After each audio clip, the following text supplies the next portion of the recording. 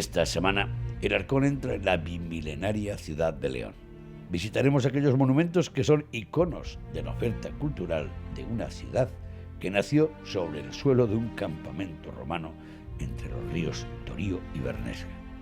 En la fachada del viejo Hospital de San Marcos nos vuelve a llamar la atención el significado y su vínculo con los peregrinos que van a Santiago. Con Luis Grao, director del Museo de León, desvelaremos el interior y la historia de San Marcos. Y con el periodista Eduardo Aguirre nos centraremos en el significado de los medallones de piedra que representan a grandes personajes de la historia sobre el zócalo inferior de la imponente fachada del actual Parador Nacional de San Marcos. Pero si hay un monumento que destaca por su envergadura artística en la ciudad, ese es la Catedral de León. Un espacio interior protagonizado por sus coloristas y luminosas vidrieras y un ejemplo muy singular del gótico en el patrimonio español. Con el canónigo y director del Museo de la Catedral, Máximo Gómez, descubriremos la trastienda del Museo Catedralicio. De la mano de la investigadora Margarita Torres, recordaremos nuestro paso por la colegiata de San Isidoro y el descubrimiento del Santo Grial entre las piezas del Museo Abacial. En este programa recordaremos también los orígenes de la ciudad con el arqueólogo Victorino y recrearemos juntos el escenario donde vivieron aquellos soldados romanos a los que debemos la existencia de la ciudad de León. Antes de irnos, charlaremos con el alcalde de León, Antonio Silva. Él nos contará la repercusión económica y social que tiene el patrimonio monumental leonés en la economía y en el turismo de la ciudad. Comienza el programa y lo hacemos pisando suelo jacobeo, frente a uno de los hospitales más célebres que tuvo el Camino de Santiago en época medieval. Nos acompaña Luis Grao, el director del Museo de León.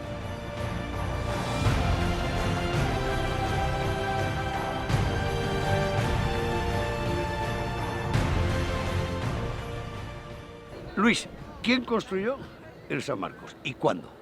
Bueno, el Hospital de San Marcos, que es un hospital principal del Camino de Santiago, como bien sabéis, se construye en 3 momentos diferentes. Incluso podríamos hablar de 4, porque también hay una reconstrucción, digamos, en los años 60, cuando se convierte en hostal, en Parador Nacional, ¿no?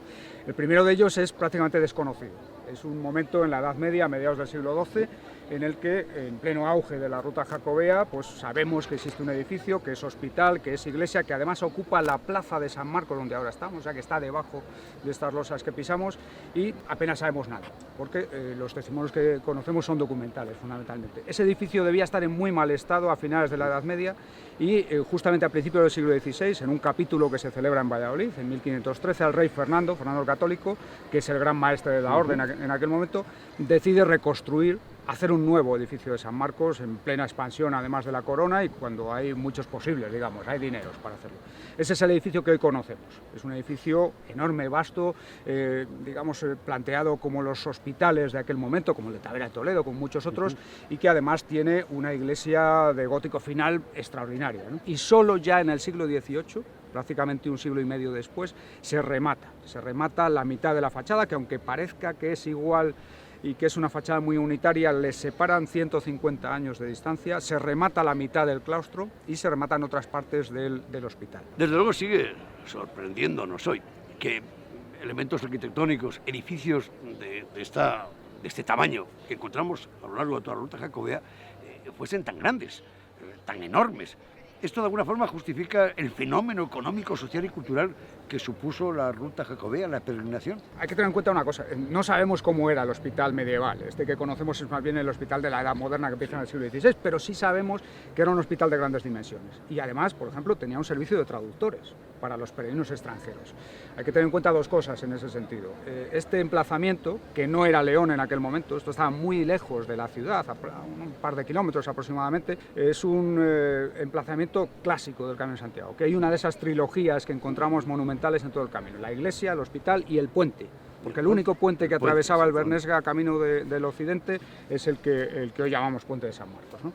Bien, ese hospital además y este es el factor también importante, no solo se vincula a esa riqueza del Camino de Santiago, ese momento de esplendor en el que las ciudades se están poblando con los aportes demográficos y económicos europeos, sino que además es la sede central de la Orden de Caballería de Santiago para todo el Reino de León. Es una capital, digamos, de una especie de estado paralelo, como de alguna manera eran las órdenes militares. Llega el siglo XX, años 60, sí. La política de paradores de turismo acierta, ubicándose aquí porque el edificio se salva o no.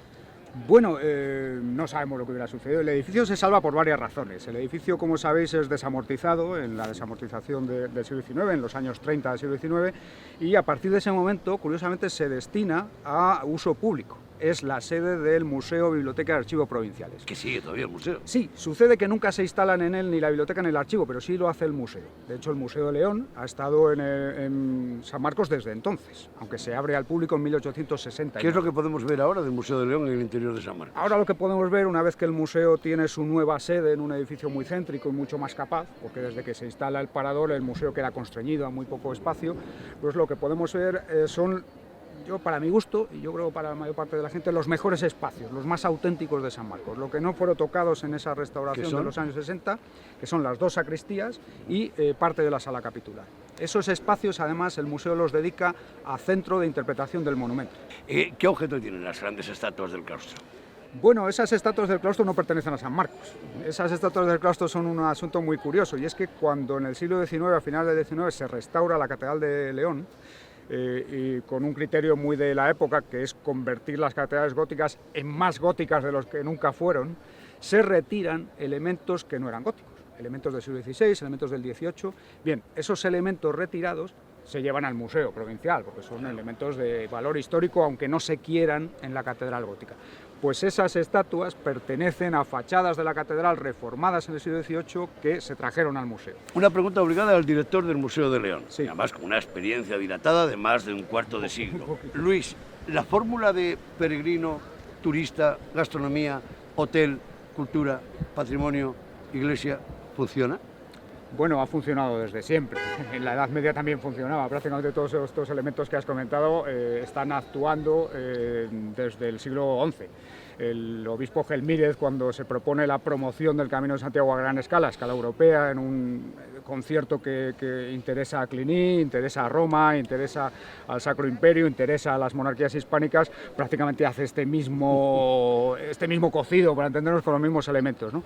Es peligroso, porque también implica, bueno, pues labores de conservación mucho más sensibles, implica problemas con la saturación, que todos sabemos que le afecta al Camino de Santiago, pero es una fórmula que siempre ha funcionado. Luis, hay dos preguntas obligadas que se salen de lo patrimonial, pero no de lo histórico y de una historia reciente. Una, la que liga a este edificio a un campo de concentración durante la Guerra Civil, y la otra, la de que fue cárcel y aquí se enfrió mucho Quevedo. Sí, en efecto. Bueno, el campo de concentración de San Marcos, que fue uno de los más crueles, de los más negros de los campos que se hicieron durante el franquismo, permanece pocos años, es la guerra y un poco más, del 36 al 40, y bueno, hay prisioneros ilustres como Victoriano Kremer, por ejemplo, que cuentan las penurias y las sacas de presos que llevaban a fusilar a los cementerios. Escritor centenario leonés. De hecho, hay un recuerdo en el museo de esos episodios tan tristes que esperemos no vuelvan a suceder, ¿no?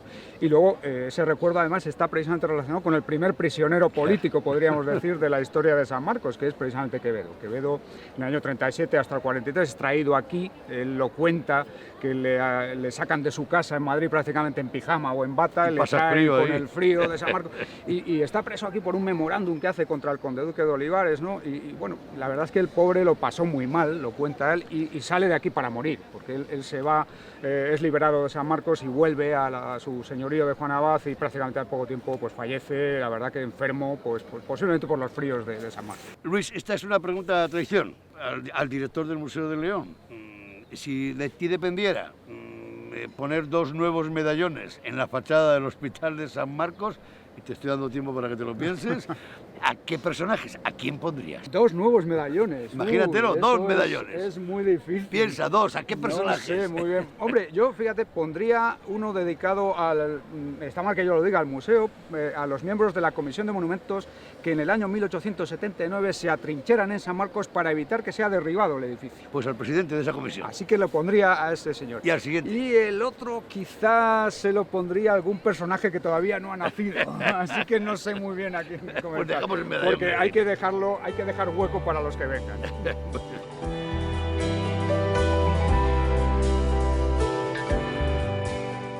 Pero si hay algo que destaca en la fachada del imponente edificio del San Marcos, son los medallones que decoran su zócalo inferior.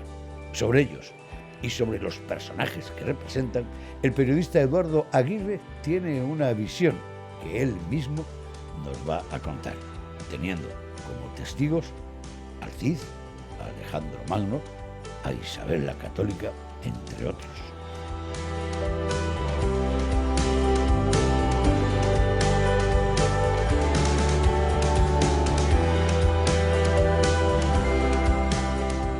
Eduardo, ¿qué esconden de misterio, si es que lo hay, los medallones de la fachada de San Marcos? No sé si es misterio, pero enigma desde luego que sí. Esconden una gran reflexión sobre el poder, esconden al mismo tiempo que admiración, un recuerdo al monarca Carlos V diciéndole: ojo, majestad, que el poder es deber. ¿Cuál es el motivo por el que tanto en la fachada izquierda como a la derecha aparecen estos personajes? ¿Quién les elige? ¿Qué es lo que hay detrás? Todo esto, sobre todo los de la derecha, obedece a algo que viene desde la antigüedad, que es una reflexión, como he dicho, sobre el poder llamado el teatro de la fama. Arriba, la figura que tenemos en lo más alto del hostal es una misteriosa dama que está así. ¿Y por qué está así? Porque le falta la trompeta. Antiguamente a la fama se la representaba como personaje mitológico con la trompeta, a ella se le ha caído. Pues bien, lo que esconde el enigma, no para los historiadores, no para los estudiosos, de la fachada de San Marcos, es que es una reflexión sobre el poder. Eduardo, en tu último libro nos das una lectura de los mensajes que nos dan los medallones. Cuéntame, ¿alguno de ellos que te haya entusiasmado más? A mí quizás lo más fascinante es por qué Príamo, el gran vencido de Troya, y no Agamenón, que fue el ganador, o Ulises. Pues bien, todo obedece a unas claves de la antigüedad.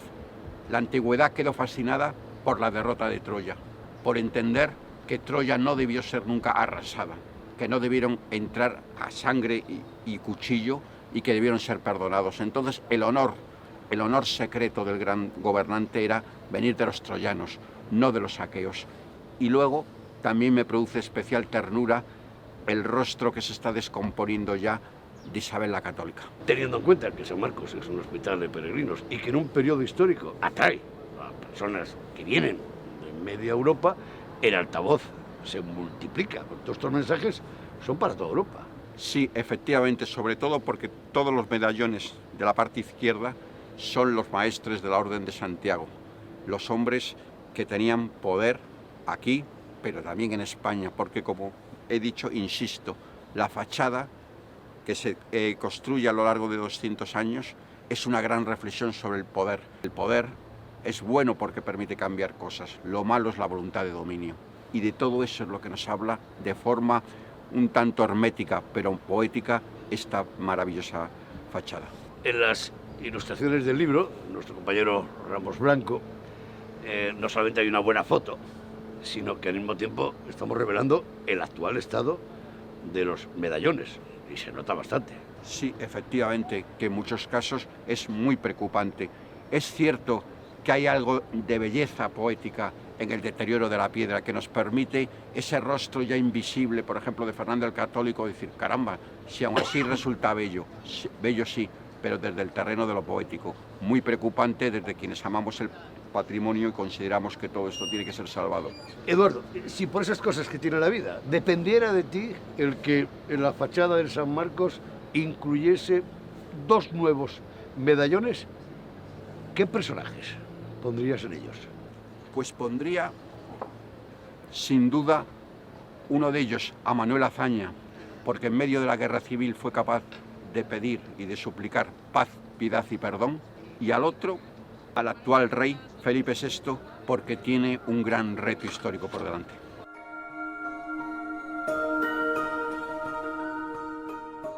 Son varios los monumentos que rivalizan en esta ciudad por sus valores artísticos. Sin duda uno de ellos es la Colegiata de San Isidoro, que conserva en su interior el Panteón de los Reyes, Capilla Sixtina del Románico, pero también las pistas sobre el enigmático Santo Grial. En este lugar, la medievalista y escritora Margarita Torres nos lo contaba recientemente.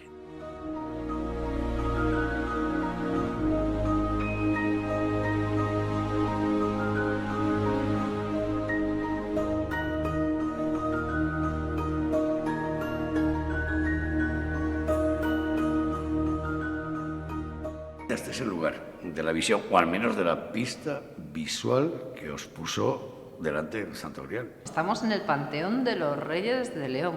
Aquí hay enterrados reyes como Fernando I, que hace San Isidoro. Tenemos infantas tan poderosas como la reina de Zamora, doña Urraca. Y tenemos decenas de personajes que hicieron la historia de España. Y ahora, si quieres, vamos a la pista. Alza los ojos, por favor, y mira en aquella esquina. ¿Ves un personaje que se llama Marcial Pincerna? Y quédate con esa imagen de una ofrenda de un cáliz que es de color oscuro, lleno de vino. Según la tradición, en la última cena, dice la leyenda, que estuvo este personaje, este copero, que sirvió la copa a Jesús. Todos los apóstoles tienen copas blancas, de un tamaño, de una forma, de otra, excepto Jesús. ¿Por qué? Porque se la ofrece Marcial, y es la única que es oscura. ¿Por qué? Porque en la época medieval, los reyes, su forma de propaganda es decir, mirad, aquí tenéis lo que yo tengo, y lo que yo tengo es el cáliz de Cristo. Yo estoy deseando ya ver el Santo Grial. Pues vamos a ello, ¿te parece?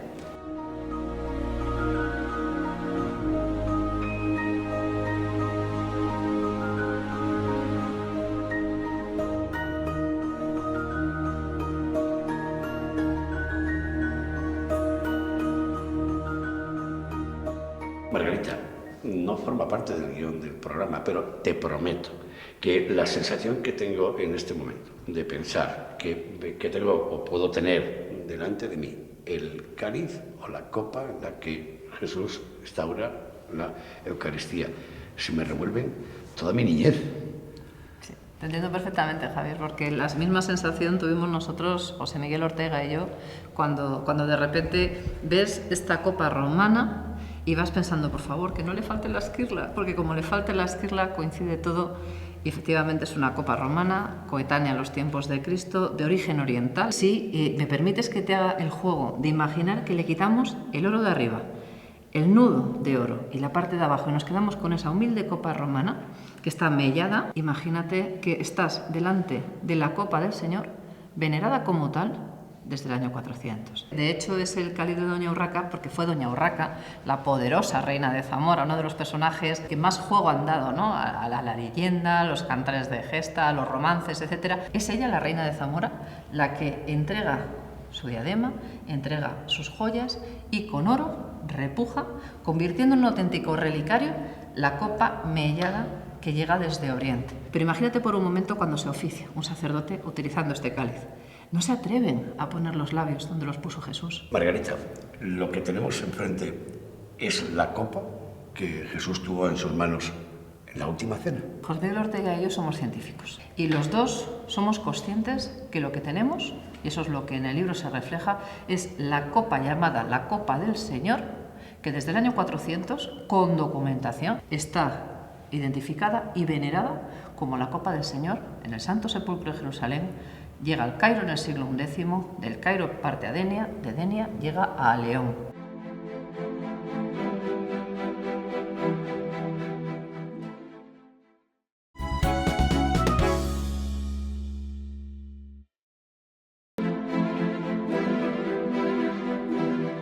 Lo bueno que tiene la ciudad de León es que todos sus monumentos relevantes se encuentran a corta distancia entre sí. Nos desplazamos a la catedral, una de las más visitadas de España, a la que todos llaman Pulcra Leonina, y uno de los más singulares ejemplos del gótico en España. Entraremos en el templo para sentir la fuerza de la luz que traspasa uno de los conjuntos de vidrieras más importantes de Europa. En la trastienda de la catedral se encuentra el Museo Diocesano, que sorprende por el valioso contenido artístico con el que se encuentran los miles de turistas cuando visitan el templo. Un canónigo de la catedral y director del Museo Catedralicio nos acompaña en esta visita. ¿Qué es un canónigo de la catedral? Bueno, pues es un sacerdote que está al servicio del culto, de la cultura y de todo lo que puede ofrecer la catedral a la sociedad. En su caso, trabajo doble, porque además es el director del museo. Sí, bueno, pero es un complemento, no se puede separar el museo de la catedral. Aunque en este caso sí, en cierto sentido, porque el Museo de la Catedral de León está también incorporado, están unidos diocesano y de la catedral. Casualmente, esta es una de las esquinas más apreciadas por los turistas que vienen a León para hacerse la foto con la imponente fachada de la catedral. ¿Qué media de visitantes podríamos jugar? Bueno, ¿Medio millón al año? No llega.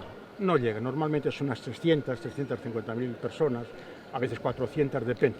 ¿Qué es lo que hace especial y diferente por su propia arquitectura, su emplazamiento, a la Catedral de León del resto de la oferta catedralicia de la región? Bueno, pues yo creo que has introducido una palabra que lo define perfectamente, ¿no? La Catedral de León es uno de los emblemas más claros, de los espejos más claros de la sociedad medieval del siglo XIII. Por su estructura, por su luminosidad, por lo que contiene. Es un espejo clarísimo, es un poco lo que se llama la claritas medieval, que se representa en lo más alto de la ciudad para que la gente lo vea mejor, con un simbolismo también claro que hay que descubrir casi en el Antiguo Testamento, y que, por otra parte, bueno, pues es algo que no se ve en las demás catedrales. ¿En qué sentido lo digo? En el sentido de que, hombre, la de Burgos se empezó antes, la de Toledo se empezó antes, pero todas ellas han recibido ya alguna matización, algún cambio, algo, y en cambio la Catedral de León se conserva íntegra.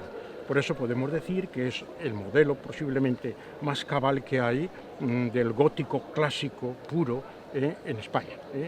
Un hito importantísimo en el Camino de Santiago y un hito importantísimo en la historia también de la ciudad de León y del arte cristiano. ¿Hasta qué punto el Camino de Santiago, la peregrinación jacobea, ha marcado la arquitectura de su catedral? Bueno, pues es importante. El Camino de Santiago no se puede disociar del arte del norte de España. Todos los edificios que hay en el Camino de Santiago, desde el Cícer o desde los Juneacenses para acá, y sobre todo después con el impulso que se da con el mundo gótico, todo eso es inseparable de lo que es la Catedral de León. Es como si dijéramos un remanso de todas esas corrientes europeas que de lo intelectual, de lo espiritual, de lo religioso, de lo cultural, de lo todo, que pasan por, pero que se detienen aquí. Porque la Catedral de León no solamente es arquitectura, la Catedral de León es el conjunto de la vidriera y de la arquitectura, pero compenetradas con tal sabiduría, con tan acierto y con tanto carácter científico, porque aquí ya es lo científico lo que está predominando en la arquitectura de este momento, que claro, esto le da un carácter único a la Catedral de León.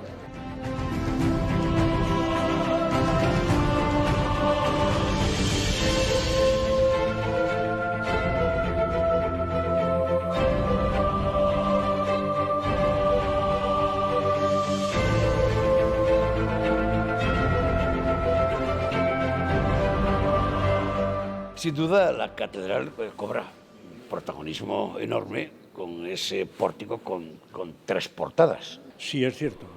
Es cierto porque además marcan un poco la fachada de la entrada en lo que se llama la ciudad de Dios con respecto a la ciudad de los hombres.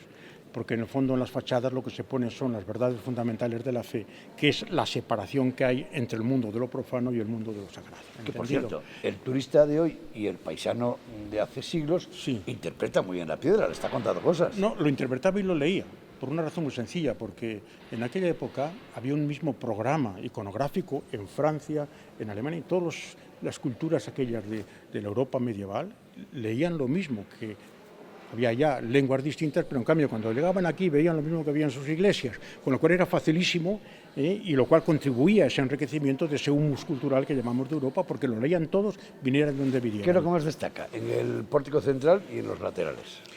Bueno, destaca todo porque está lo uno en función del otro. La catedral es un gran organismo un organismo vivo donde todo está supeditado a todo, donde todas las partes van en la confluencia de la unidad, ¿no? El pórtico de 3 portadas, como se dice normalmente, es importante, sobre todo en esta catedral, porque marca las pautas arquitectónicas de todo el edificio. La ubicación de la Virgen Blanca es estratégica y el Pantocrátor es diferente a los que habitualmente vemos. La Virgen Blanca, bueno, pues marca el eje axiométrico que desde la misma portada central viene a parar al presbiterio. ¿Por qué el Pantocrátor es diferente? Bueno, decimos que la Catedral de León responde a una espiritualidad completamente nueva. Cuando vemos en la Catedral románica nos encontramos con el Pantocrátor, ese dios atemporal, lejano, casi con un carácter judialista, ¿no?, que está como metiendo miedo. Aquí no, aquí encontramos al Salvador encarnado, glorificado, que está enseñando las llagas, está diciendo, bueno, con estas llagas os he salvado. Y eso ocurre en un momento en el cual se está representando lo que más miedo tenía la gente en aquel momento, sobre todo como consecuencias del milenarismo, con consecuencias de la muerte inmediata que creía en todo el mundo, que acababa el fin del mundo, ¿no?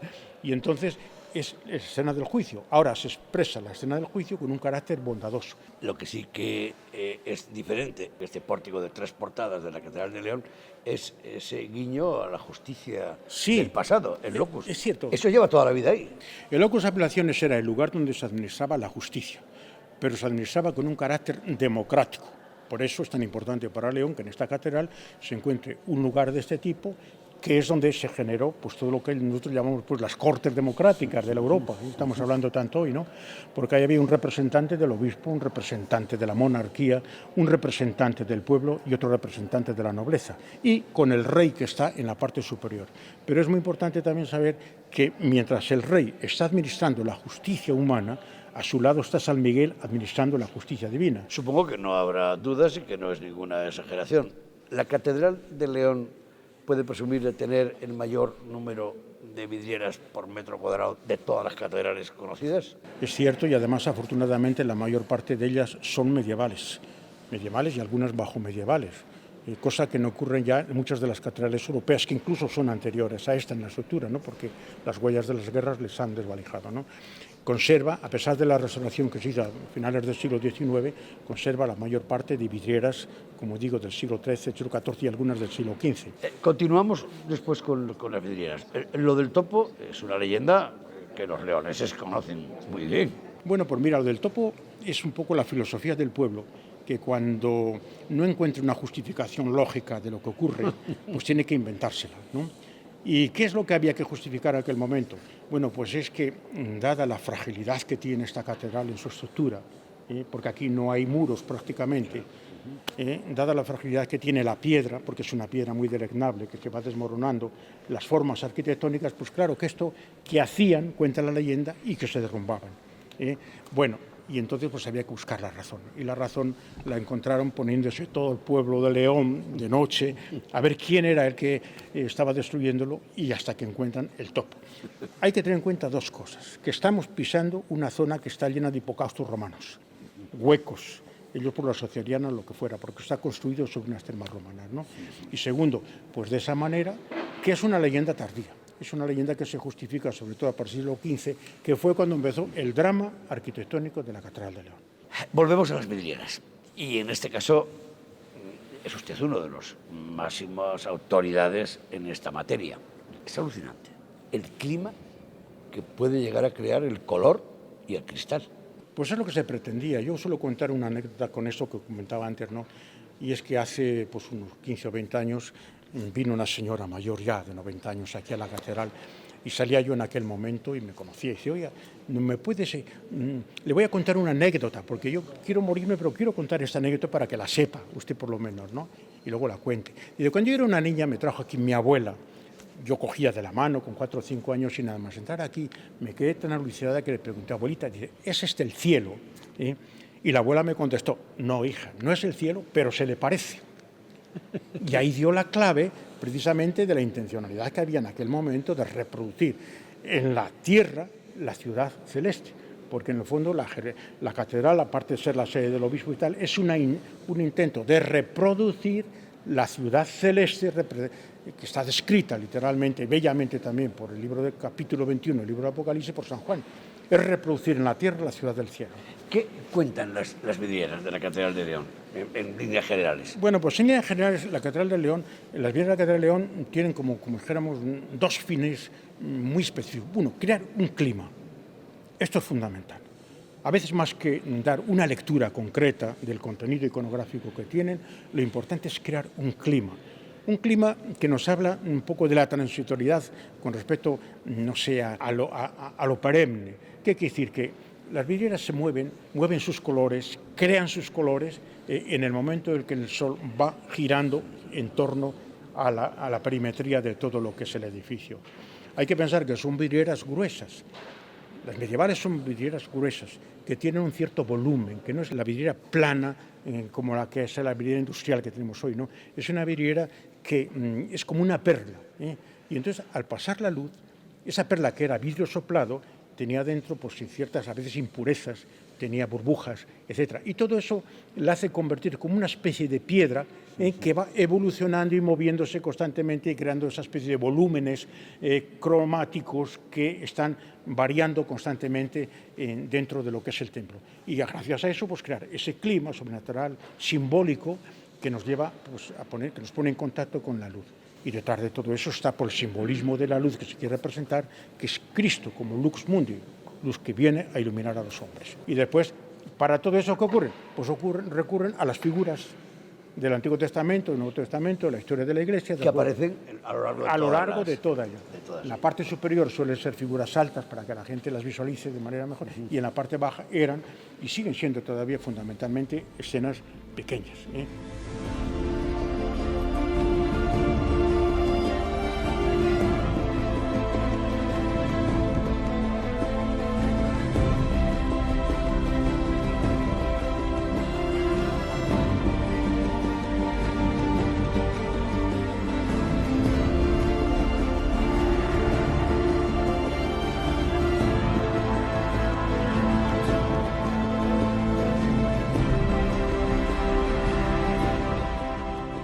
Y después de la catedral, ¿qué?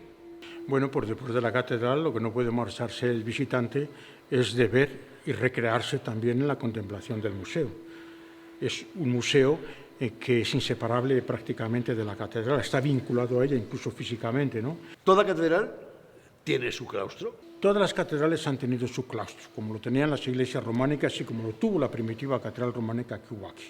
Lo que pasa es que sufrió modificaciones en el gótico, incluso después en el siglo XVI, que lo que vinieron fue a adecentarle y a dignificarle, porque aquí trabajaron algunos de los artistas más importantes del siglo XVI, como Juan de Badajoz, etcétera, Juni, los discípulos de Juni, no vamos a hablar de ese tema, ¿no?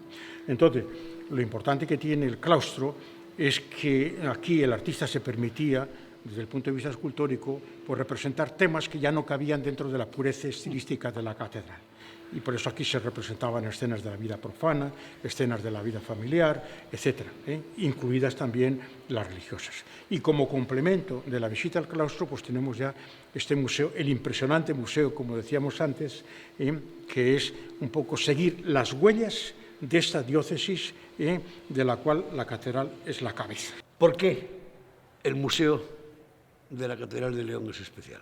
Bueno, especial primero por la calidad de las piezas que tiene, y segundo porque es representativo de la historia de la misma catedral y de la diócesis, porque están unidos el de la diócesis y el de la catedral. Bueno, pues una de las salas que tenemos que visitar es única dentro de Castilla y León y probablemente de España, la representación que hay de las imágenes medievales de la Virgen. Vírgenes medievales. Vírgenes medievales de la Virgen, sí. Es única, eso no se encuentra normalmente en ningún museo y son exponentes de lo que había aquí durante el siglo XII y el siglo XIII. Obras después señeras que ya no son colecciones, pues tenemos obras de campaña, obras de Juan de Juni, obras también de discípulos. ¿Sigue el arca de San Froilán? Bueno, el arca de San Froilán pues es un poco el principio de esa saga de los grandes orfebres que hubo en España a partir del siglo XVI, que nacen con don Enrique, que viene a trabajar expresamente aquí por encargo del Cabildo para hacer la caja, la tumba de las reliquias del patrono de la diócesis, que era San Froilán. con la importancia que tenían las reliquias, pues el Cabildo se dio cuenta de que merecía tener una obra digna. Y para eso se trajo uno de los principales orfebres europeos de aquel momento, que creó la saga de los Arfe aquí en España y las escuelas que consiguientemente pues, han producido la mayor de la orfebrería del siglo XVI y XVII para acá. ¿Se puede entender una visita a la catedral sin conocer el museo? Pues es una visita incompleta. Es una visita incompleta también desde el punto de vista del gusto, ¿no? Porque mucha gente que viene, ve la catedral, luego entra al museo por marcha asombrada de las cosas que tenemos aquí. Porque claro, la gente habla de la catedral lógicamente, ¿no? Que pasa lo que la Catedral de León con respecto a otras catedrales que por aquí, ¿no? Que a veces anulan un poco, ensombrecen un poco. Eso pasa también con la Catedral de León con respecto al museo, que tiene entidad propia para ser visitado incluso si no existiera la catedral.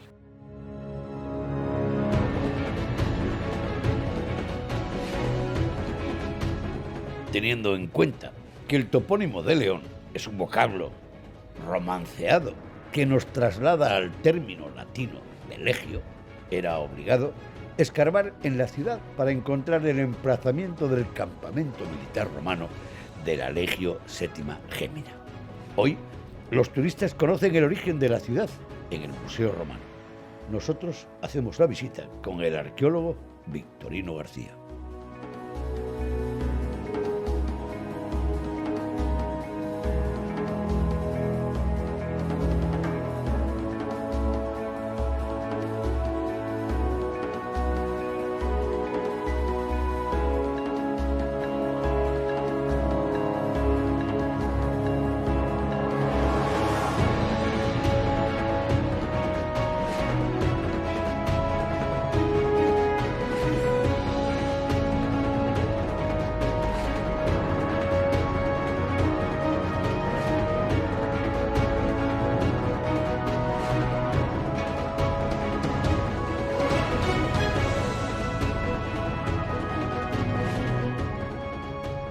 Victorino, durante siglos el leonés, el habitante de esta ciudad, ha convivido con uno de los restos romanos más impresionantes, la muralla.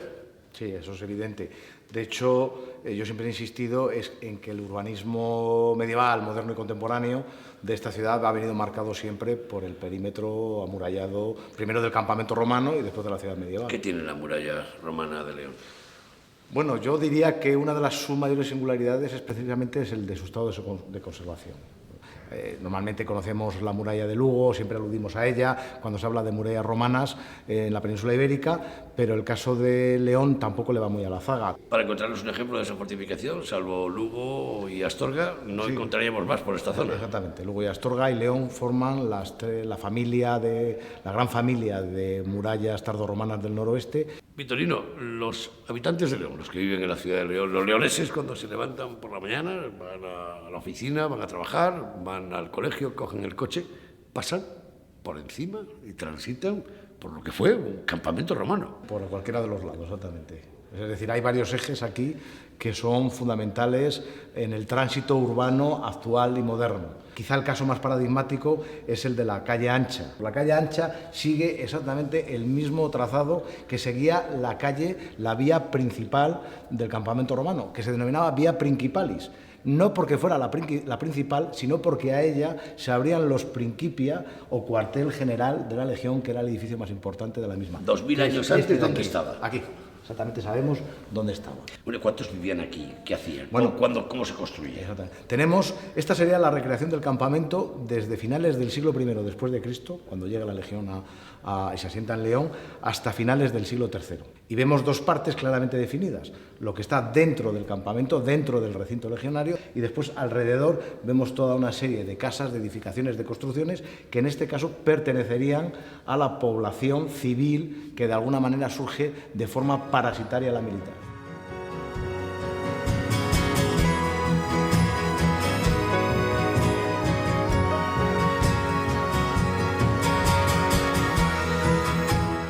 Antes de marcharnos de León, hemos quedado con el alcalde de la ciudad, Antonio Silván. Nos espera en el histórico puente, cuyos ojos han visto pasar una buena parte de la historia de León.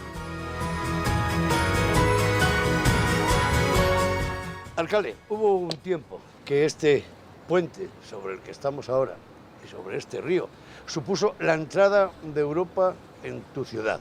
¿Sigue entrando Europa en la ciudad de León? Sigue entrando. Y lo bueno además que entra por puentes, diría yo, también por vías a través del AVE, por carreteras, por aire también, y solamente nos falta el mar. Pero lo tenemos aquí a 1 hora y cuarto, que también nos puede permitir lo que queremos, ¿no? Poner a León en el mapa del turismo. Muy cerca de aquí, el Hospital de Peregrinos, el Hospital de San Marcos, nos marca no solamente un icono de la ciudad, de la arquitectura de la ciudad, sino la presencia jacobea. ¿Qué diferencia a una ciudad cuando está marcada por los peregrinos que van a Santiago de otra que no tiene Camino de Santiago? Estamos en el puente del Camino de Santiago. Estamos muy cerquita de nuestro parador, de nuestro hostal de San Marcos, con la figura del peregrino mirando la fachada con los 38 medallones. El Camino de Santiago imprime carácter allá donde pasa y, lógicamente, esa lluvia fina constante que el peregrino transita y deja también en las ciudades, y en este caso en la ciudad de León, se nota. Cada esquina, diría yo, que transmite un sabor a peregrino. Y no hay mejor cosa, y los leoneses lo perciben, los leoneses están perfectamente implicados, los peregrinos forman parte del día a día. ¿Sigue siendo rentable el peregrino? Sigue siendo muy rentable, es esa lluvia fina, es verdad que hay épocas del año, verano, primavera y esta época donde bueno, pues el número de peregrinos aumenta, pero es constante, permanente durante todo el año.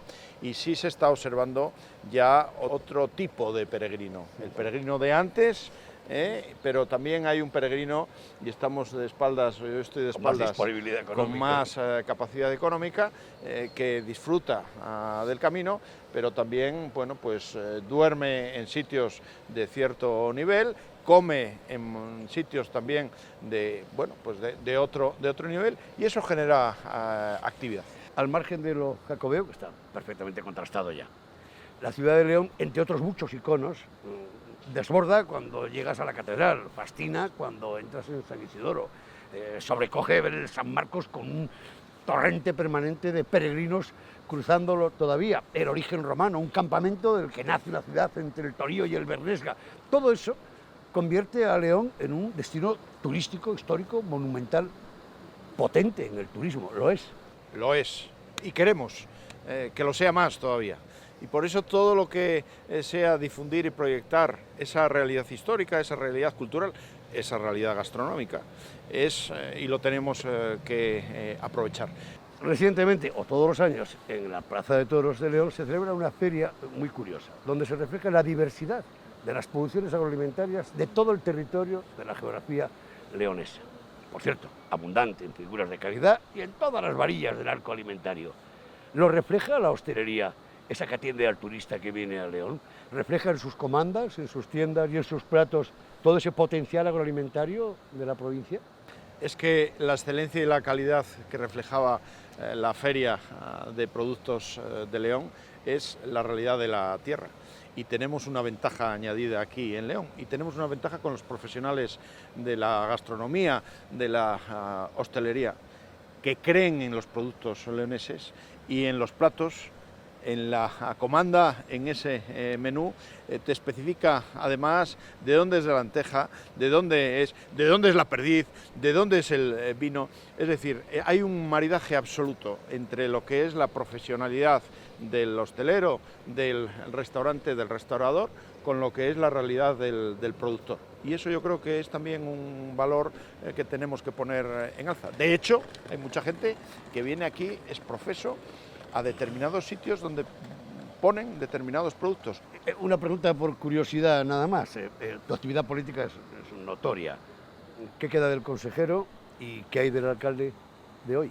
Cambio evidente entre lo que es la responsabilidad de gobierno regional a la responsabilidad de gobierno municipal. Hay mucha. Esto es muy intenso, pero yo, que me encanta a la calle, digo yo, salgo de casa y entro en casa y no quito el traje de alcalde. Diría yo que hasta en casa soy alcalde. ¿Por qué? Porque la proximidad, la cercanía, pero también la ventaja. Cuando te paran por la calle y te dicen que esa baldosa o esa iluminaria o cualquier problema de empleo o tal, tienes la capacidad. ¿Alguien te pregunta si resolver. puede pescar en este río? Sí, alguien me ha preguntado y tengo que decirte una cosa y enlazo lo uno con lo otro. En mi última etapa como consejero yo tenía una idea, que era convertir este tramo de río urbano en un coto de pesca. Y gracias a la colaboración hoy del consejero de Fomento de la Junta, vamos a conseguir que aquí podamos pescar truchas, quien pesque. Yo pesqué, pero ahora no pesco, pero a mí me encantará ver al abuelo con el nieto y a todos pudiendo disfrutar de este Bernesga Lo increíble. comprobaremos. Lo Muchas comprobaremos. gracias. Muchas gracias. Muchas gracias, Javier. Hasta aquí el Arcón de esta semana. No hemos descubierto nada, pero juntos hemos refrescado la memoria sobre un patrimonio que sigue esperándolos con las puertas abiertas después de finalizar este programa. Sigue estando entre los ríos Torío y Bernesga. También os recordamos que en el canal de YouTube de Castilla y León Televisión tenéis toda la colección de los arcones. Su revisión os permitirá conocer mejor esta tierra, que es la vuestra y la mía. Hasta la próxima semana.